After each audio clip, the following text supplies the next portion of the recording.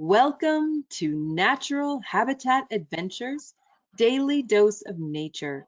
I'm your host, Sunny Vanderstar. Today's topic is Know Before You Go, Nepal and Bhutan. And it will be presented by our fabulous NatHab expedition leader, Payal Mehta. Payal, thank you so much for being here today and for taking us with you to such a fascinating part of the world. Nepal is one of my very favorite places, and Bhutan is a place I'm dying to go to. So I'm excited to get started. Let's jump in. Thank you, Sunny. Sorry, can you hear me now? Yep, we can hear you loud and clear. Okay, great. Thank you, Sunny. And thank you everyone for tuning in. And Sunny, you're most welcome to join me on one of the Bhutan trips. So please come sometime. All right, everyone. So here we are. Welcome you all to our Know Before You Go series of webinars. And today, like you can see here, we are going to talk about our trip to Nepal and Bhutan. Through this webinar, we are hoping to help you prepare for this trip. So we are assuming that most of you who have tuned in today have already signed up for this amazing trip. You must be so excited. I can't even imagine. And for those of you, in case you've not already signed up and are here anyway, you are surely going to learn something about our trip through this webinar. So without much further ado, let's get going. So let's see, just a second. Yeah, all right. So these are two very small countries. Like, many people don't often know where these are on the map. So let me just show you really quickly. Can you see my cursor? I hope you can. So here we are in Asia. And when you look at South Asia, between two mega countries, India to the south and China to the north, there are two small Himalayan countries, Nepal and Bhutan. So here's Nepal for you, right? And here you have Bhutan. Both these countries, a large part of these countries are mountainous. They have a piece of the Great Himalayan mountain range in them, right? Now let's take a little closer look. So here's Nepal and Bhutan, two countries very close together, both mountainous, but yet two completely different in their identity, in their culture, and in their history, so many ways.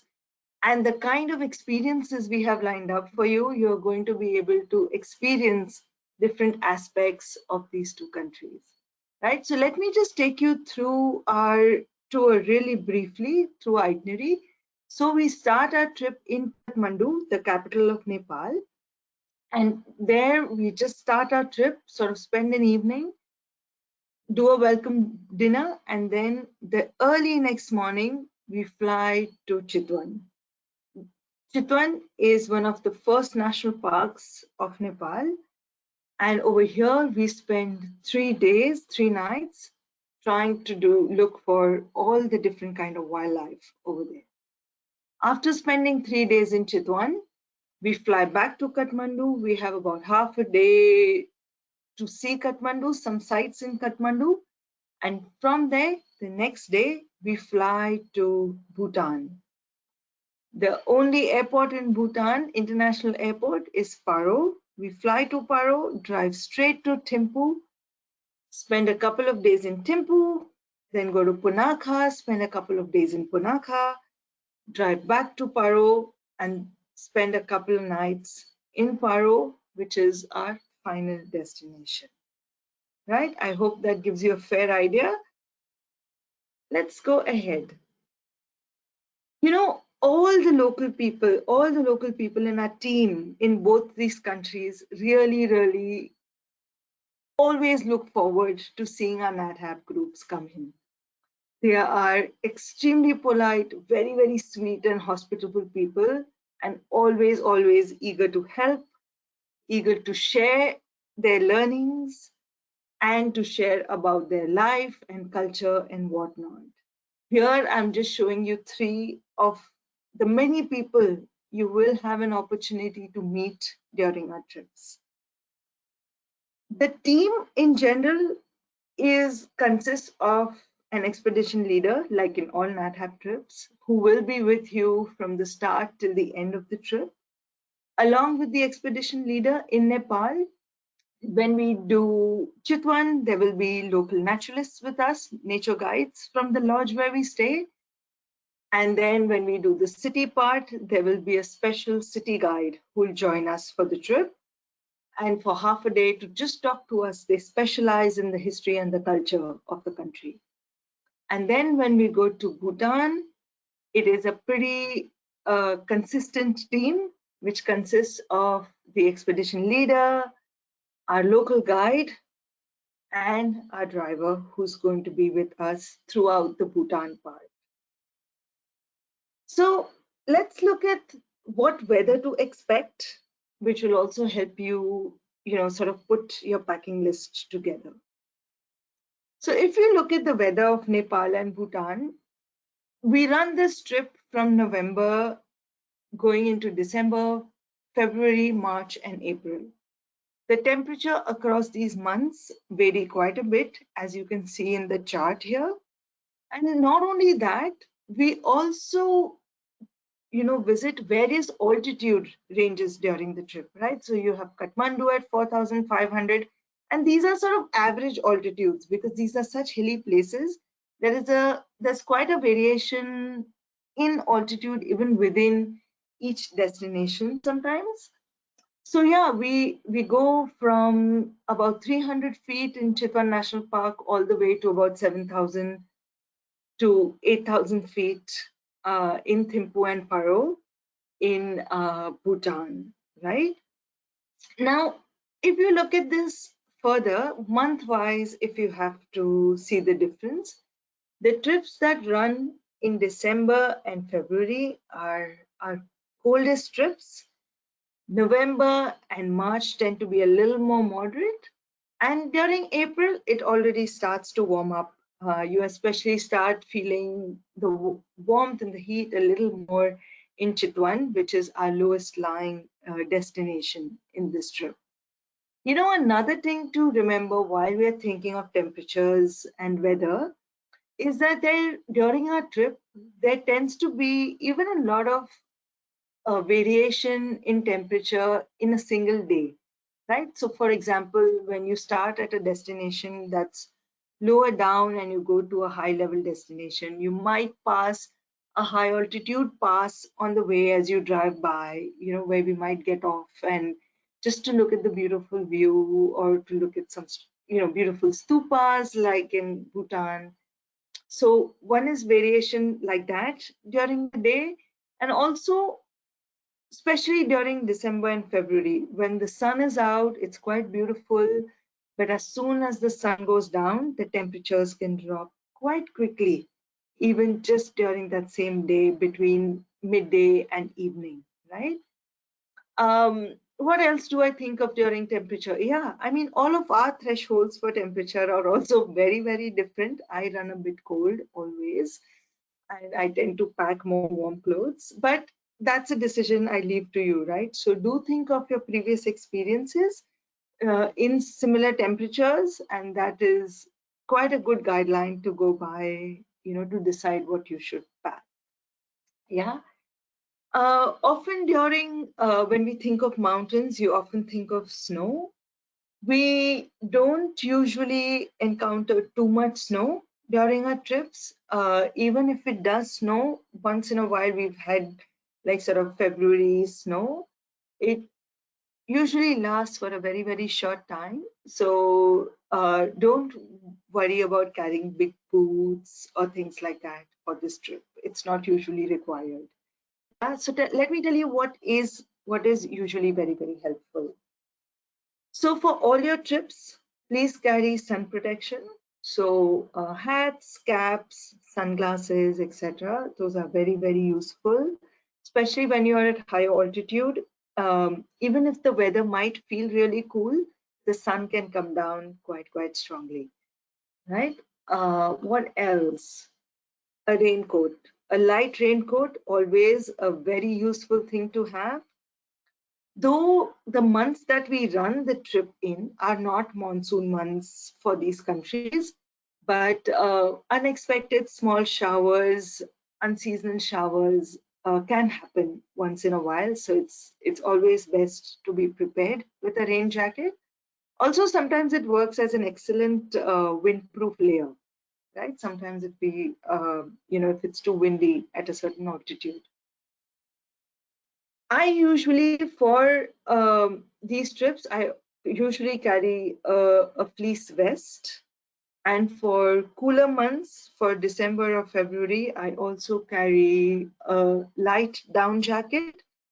Sometimes I also carry an additional fleece layer. Not so much that you need all the layers at one go, but sometimes it's nice to have like a jacket for the day, like a light down jacket. And sometimes if we do outdoor dinners or things like that, a fleece layer feels quite comfortable and toasty, right? What else? Long sleeve shirts, very useful for safari days, especially in the months of March and April.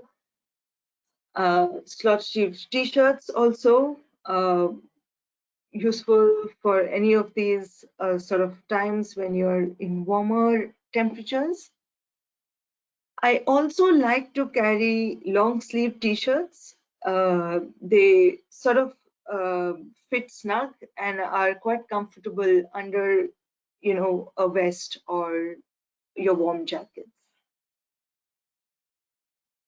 Yeah, a beanie and gloves, quite useful, I feel, during our cold months of the trips, because I'll tell you where you really expect to use them. One is during open air, early morning cold safaris. It can get quite cold, especially in a open moving vehicle.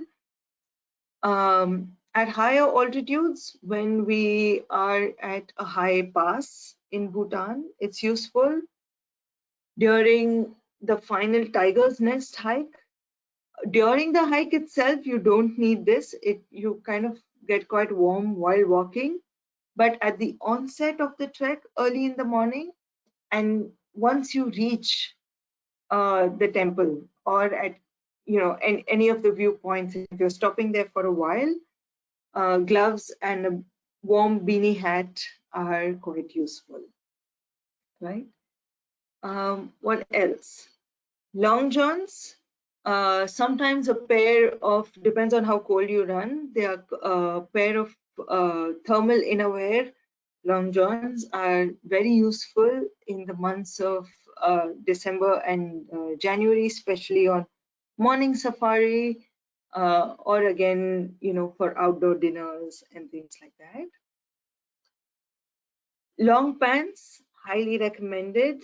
They're useful to keep you protected from the cold, from the sun, from the insects, all of that. These kind of convertible pants are also quite useful. So, if you want to you start in a cooler weather, or once you're back in the lodge and you just want to convert them into shorts, they can be quite useful. At this point, I also want to mention that especially in Bhutan part and in the Kathmandu cities, city sightseeing day, we highly recommend full pants and t-shirts or tops with shoulders covered, because we visit different temples or religious sites or even forts in Bhutan. They do not allow shorts or sleeveless clothing. Yeah, so you want to have these shoes, right? So just a second. Yeah, so even if you're using sandals for warmer times, closed-toed shoes are highly recommended, because we do various kind of walks. There are staircases, and you don't want to stub your toe, in a root of a tree that's jutting out or against an uneven staircase. A good pair of hiking shoes, highly recommended. There are many nice walks and hikes in this trip. These, many of our guests I have seen in our previous trips, they often have travel shoes, which are good walking shoes and are slip-in, slip-outs.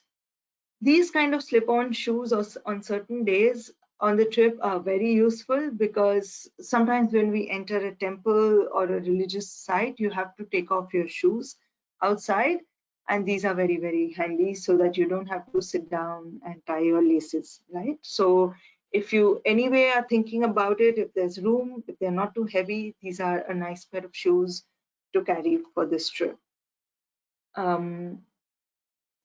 What else, right? So just give me a moment. Yeah, socks, very, very useful, of course, because of the hikes, but also on other days. So when you are taking off your shoes to enter a temple, socks come really handy,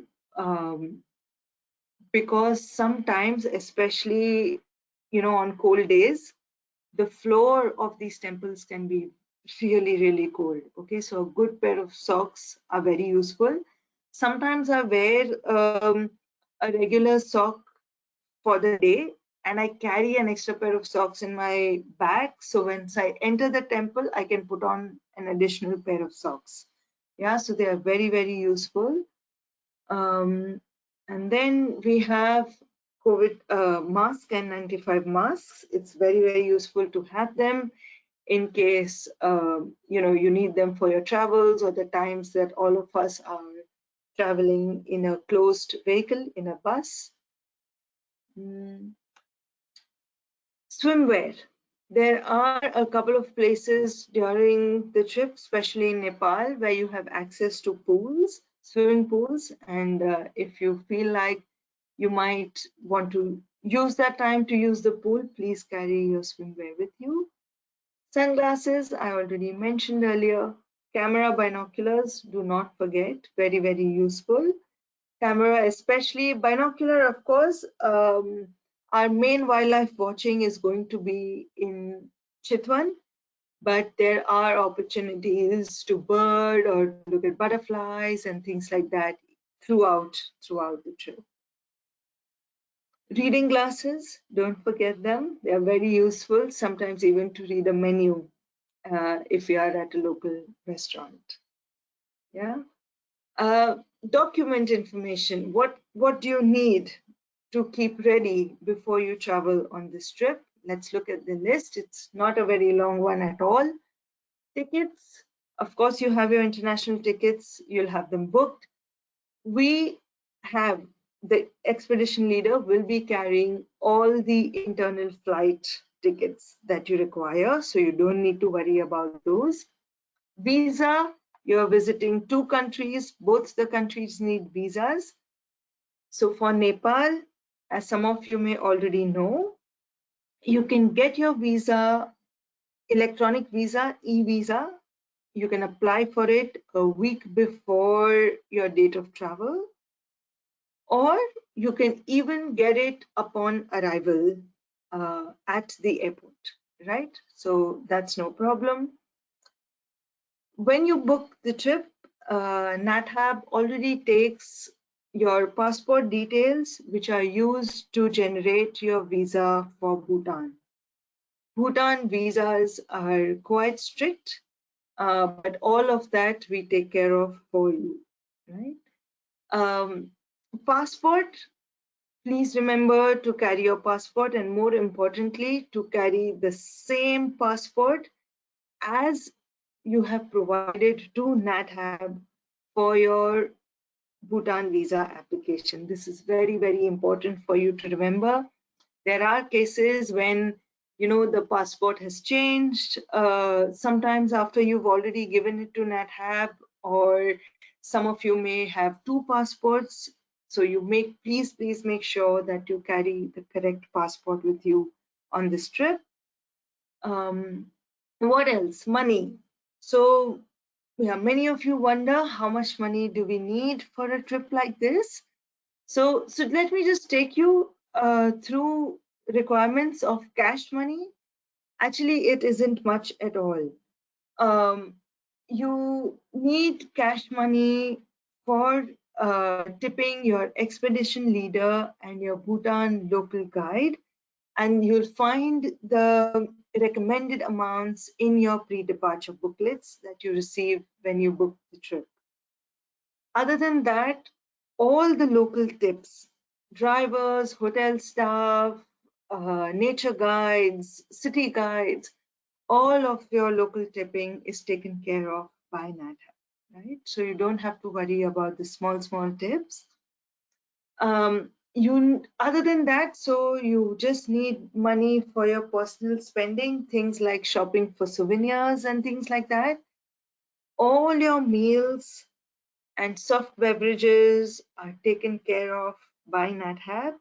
So only if once in a or at times when you're using, ordering alcoholic drinks, you might need money for that. Most hotels have credit card option. Sometimes, however, due to weather or internet connection, sometimes credit card machines don't work. So having some cash for that is useful. However, at this point, I should tell you that we expedition leaders always have extra cash in case of such events. Yeah. Those of you who are going to get your visa on arrival in Nepal, having it costs $30, and that will be a useful amount to have on you if you're planning to get your visas upon arrival in Nepal. Yeah. There are a couple of places in Nepal, in Kathmandu, your first destination, as well as in Bhutan when we land. There are opportunities to use an ATM or to exchange money. So please let your expedition leader know. They can help you sort that out. Yeah. What do we have next? Transport. So you're going to arrive at Tribhuvan International Airport in Kathmandu at the beginning of the trip, right? Over there, once you land, you do your immigration, you collect your bags. There might be a scanner or two to scan your bag, but other than that, it's pretty straightforward. You walk out of the arrivals hall and you will see a local representative with a NADHAP placard who's there to receive you. They receive you, and it's a very, very short drive to your hotel. It's a beautiful hotel, and it's just about a 5-10 minute drive to your hotel in Kathmandu. Within Nepal, we mainly have 2 short domestic flights to take us to Chitwan and back. From the airport to our lodge in Chitwan National Park, again, it's a short drive, less than an hour. And that's about all the driving that we have in our Nepal part. Of course, there's a short drive again at the end of the Nepal part in Kathmandu, just for half a day, where we are in and out of the bus to see some local sites in Kathmandu city. In Bhutan, there are slightly longer drives. When we land in Bhutan, it's about an hour and a half from the airport to our hotel, an hour or hour and a half. And then when we change cities from Thimphu to Punakha, it's about a 2.5 to 3 hour drive. And then when we again change cities from Punakha to our final destination in Paro, it is again a 3 to a 3.5 hour drive that day. There are days during the Bhutan part, a couple of days when we have like a full day sightseeing, where we go from place to place within a city, where we will be on and off the bus through the day from morning to evening. Our bus in Bhutan, where we have where we spend a lot of time. We use it a lot to take us places. Is a very comfortable bus, and it's actually extremely convenient because certain things you can even just leave on the bus for throughout the trip. Like walking sticks or things like that can be always left on the bus. Activities, right? The most exciting part of the trip and of this presentation. So yeah, our trip starts with Chitwan, and we'll be using these beautiful open air vehicles to do safaris in Chitwan and trying to look for all the various kinds of mammals and birds. Of course, the highlight of the trip is the rhino. But let me tell you at this point that Chitwan is a dense jungle, right? And tropical forests in Asia, the safaris are uh, quite different in the sense you don't see the large numbers of wildlife that one is used to seeing in Africa, right? You do see wildlife, we will see animals, we are going to look out for mammals and birds and various other creatures, but it's just that you don't see it in those numbers and those quantities, so to say, right? But they are really, really beautiful forests and sometimes allow for really, really beautiful sightings of really special animals. Other than that, we also do a boat safari, which gives us an opportunity to look for wildlife like this, right? Two different types of crocodiles to look out for. And just look how special these places is. What a beautiful photograph, no? A big crocodile lying there on the bank of the river. This photograph was taken from the boat. And there is a person just behind collecting wild grasses. Yeah. So it's really, really, it's a fascinating habitat, a fascinating jungle, but it's just not as easy to see lots wildlife in large numbers. After our time in Chitwan, that's pretty much where we wrap up our large wildlife viewing. And then we come to Kathmandu just for about half a day. It's just a few hours where we get to see some interesting sights like this beautiful stupa in the center of the city. And sometimes, if time permits, depending on our flight that day, we get to see one of the old city capitals or even local market and so on. For those of you here watching the webinar who are interested in seeing more of Kathmandu, it's highly, highly recommended that you come in a day or two prior to the start of our trip. Feel free to get in touch with NatHab. They can easily help you organize a day or put you in touch with the right people to organize a day or more if you want to see more of Nepal or Kathmandu. Yeah, we have sometimes chances to see beautiful artwork, the famous Thangka painting, the Buddhist Thangka painting of these areas. And then the next day, again, we wake up early in the morning and take our flight to Bhutan. It can be a beautiful flight if the skies are clear. We land in Bhutan, one of the most beautiful airports in the world, I think, at least from the ones I've visited.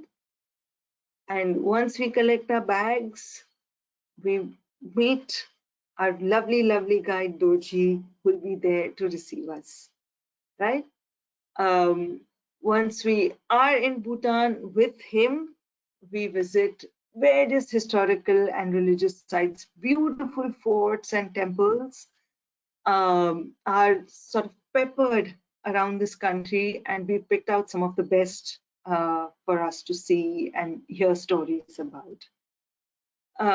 As you can see in this photograph, in Bhutan, it is impossible to escape staircases, right? They are almost everywhere, every day, right? So make sure you have practice with staircases because that's going to come really, really handy.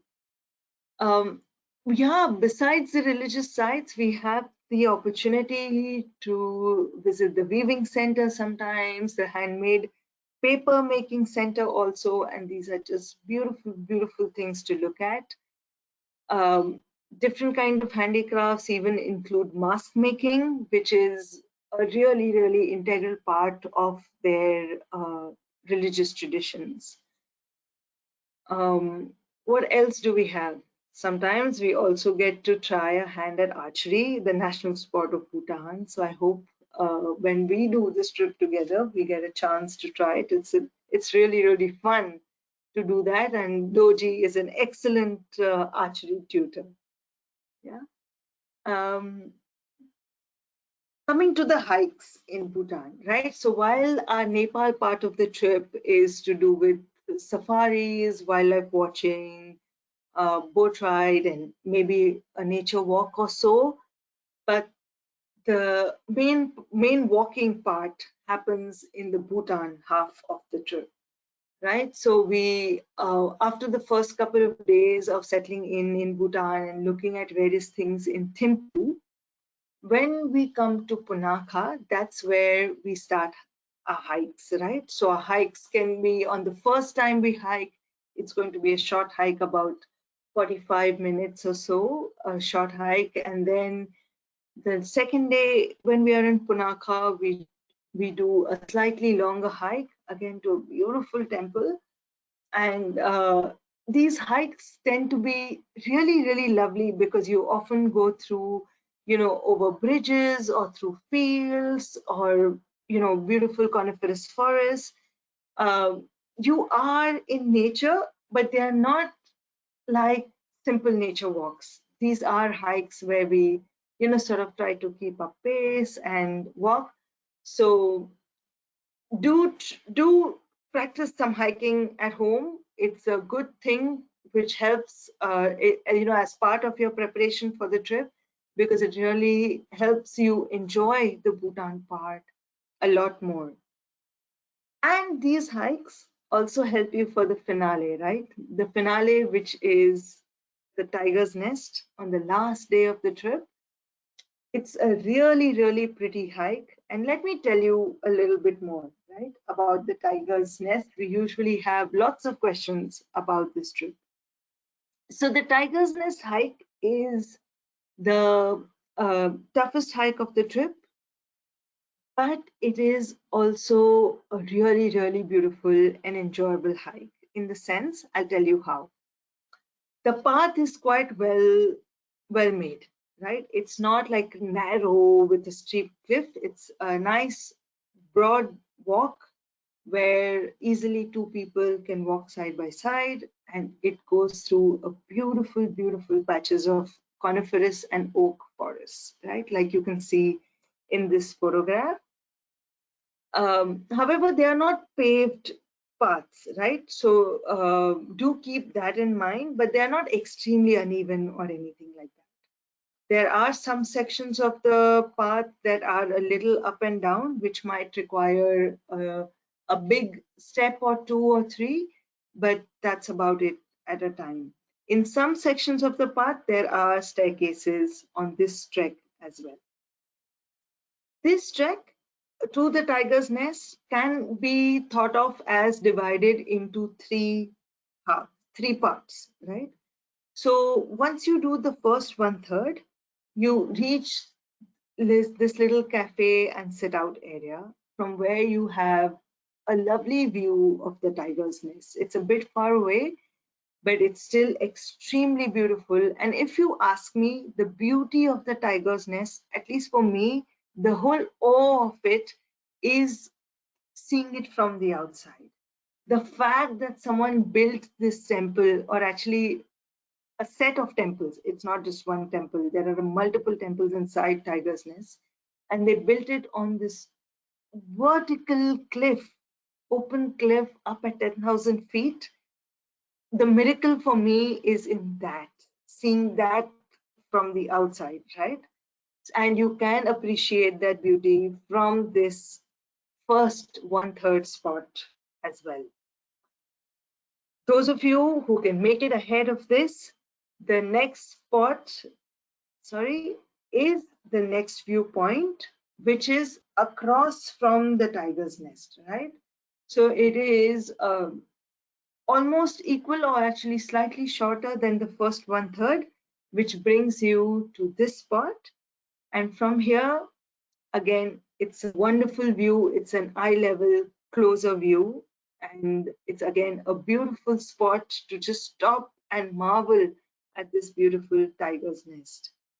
Some guests make it till here, and it's great. It's totally worth it.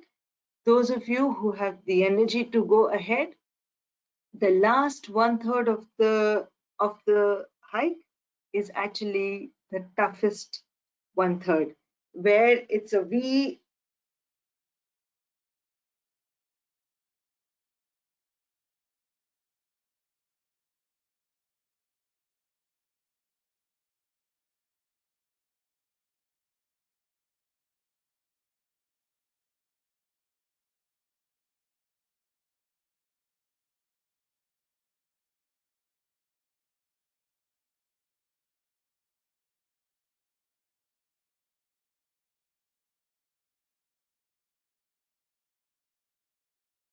Kyle, I don't know if you can hear me, but you froze up.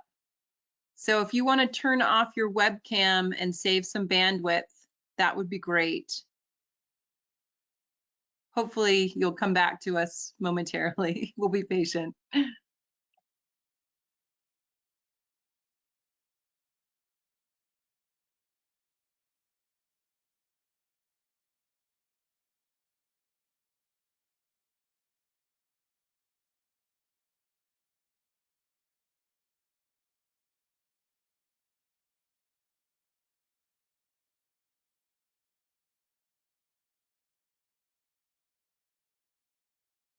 Thank you for turning off your webcam. We're still just going to wait and see if you can connect with us again.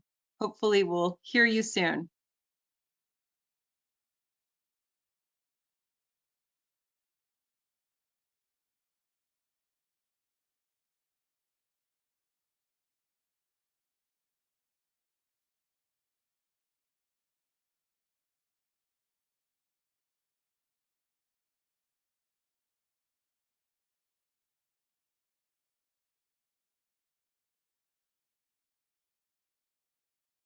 All right.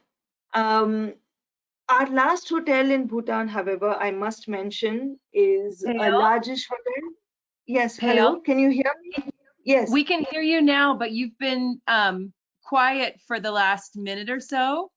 If you want to back up and just finish what you were saying on the last slide, just so we don't miss Okay. anything. Thank you so Sure. much.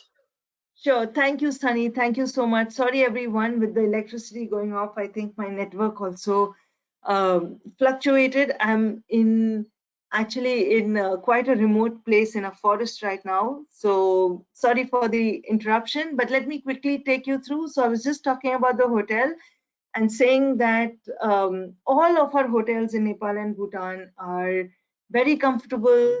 They are air conditioned and have all the necessary amenities that you might require. They are also very, very beautifully located. Our hotels in Bhutan are the similar way. Our last hotel in Paro in Bhutan is a Meridian. It's a large business hotel, but it is a very, very strategically located hotel because it's close to the airport, right? This is our final destination, and it sort of saves you drive time to the airport on the final departure day, right?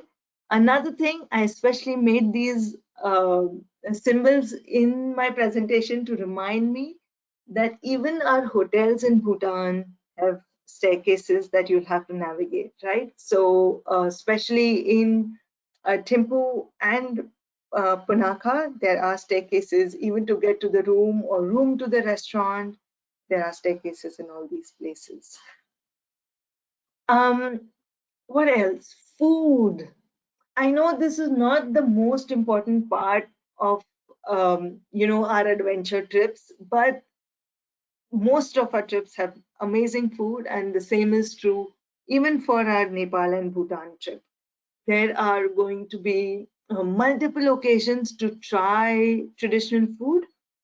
So, for example, in Nepal, the food is similar to Indian food for those of you who are familiar with that, but they have their own version of it.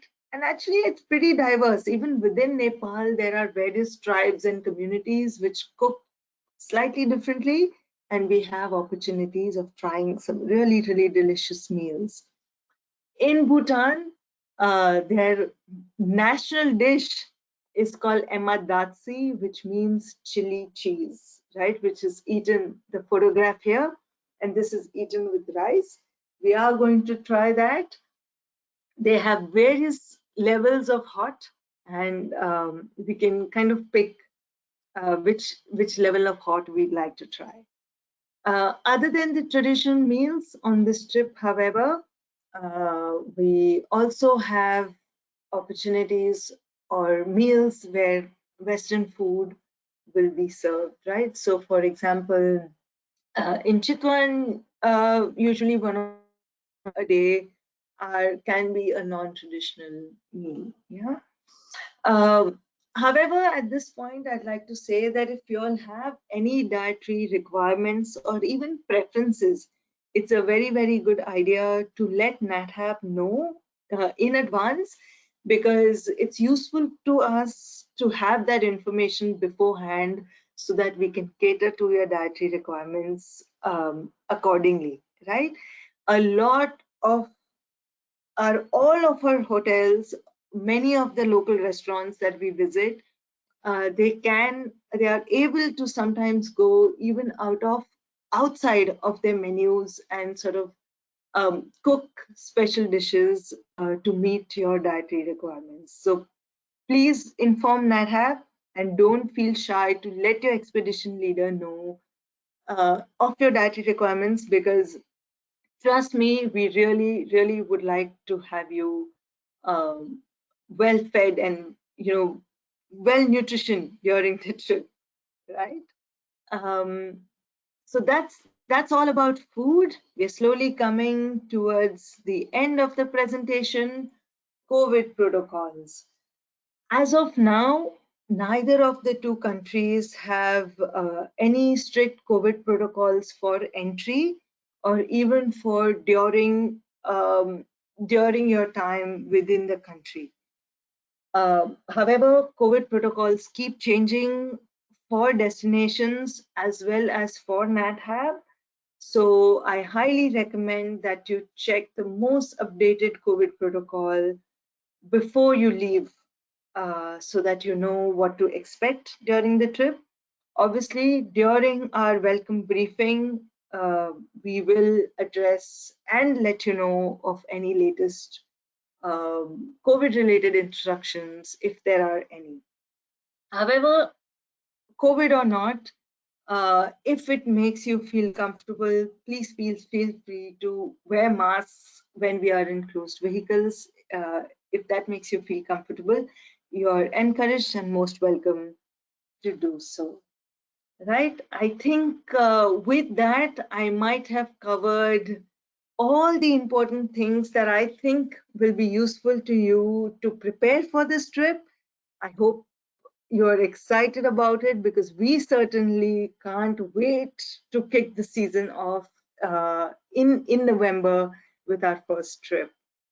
With that, Sunny, I think I can take questions if there are any. We have some time, I think, about 10 minutes. Excellent. Yes, we do have some questions. Thank you so much, Payal. We Sure. did get cut off when you were talking about the tiger's nest, and there are several questions about that specifically. If you could maybe just recap the last third of what you were sharing, and specifically, why is it called the tiger's nest? Are there tigers up there? And how far in total is the hike and the elevation change? Okay. Okay, so let me answer that one by one. Um, so, right, why is it called the tiger's nest? So it's called the tiger's nest. There are no tigers here at this altitude. The tiger's nest is at the altitude of 10,000 feet. but we start at about 8,500, I think, in the parking lot. So it's height gain of about 1,500 plus feet, and that's about it. So it's not too much. We usually take anything between 4 to about 5 hours, 5.5 hours to go up and back. There are times when we've taken longer or even shorter, but that's just an average that I'm giving you. It's amazing. On this hike day, we are three of us, right? So the driver, the expedition leader, and the local guide, and we are able to cater to various walking speeds and hiking speeds of guests during the Tiger's Nest hike, right? So there's nothing to worry, and we'd love for you to enjoy this hike no matter how far you get, right? So that's the idea. Why is it then called the Tiger's Nest? This story has to do with um, one of the gods who is believed to have come to this spot on a flying tiger, right? And stopped here and meditated. And that's why, because of that story, of course, Dorji is our local guides are a much better person to tell you the story, but that's sort of the gist of it. And that's why it's called the Tiger's Nest. What else about the hike? So the stuff that I covered, sorry, I'm sorry that it got cut off. I was saying that we can break this hike in our minds into three parts. The first one third sort of takes you to a viewpoint and a cafe. Beautiful views of the Tiger's Nest from here. I don't know if I got cut off that time, but I was just saying that for me, the beauty of the Tiger's Nest is to see it from the outside.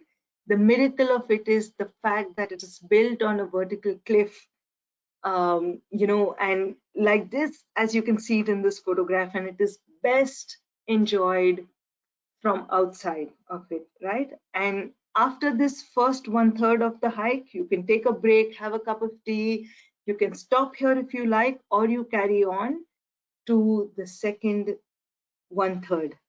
This second third brings you to another viewpoint. From here, you can see the Tiger's Nest closer and at eye level.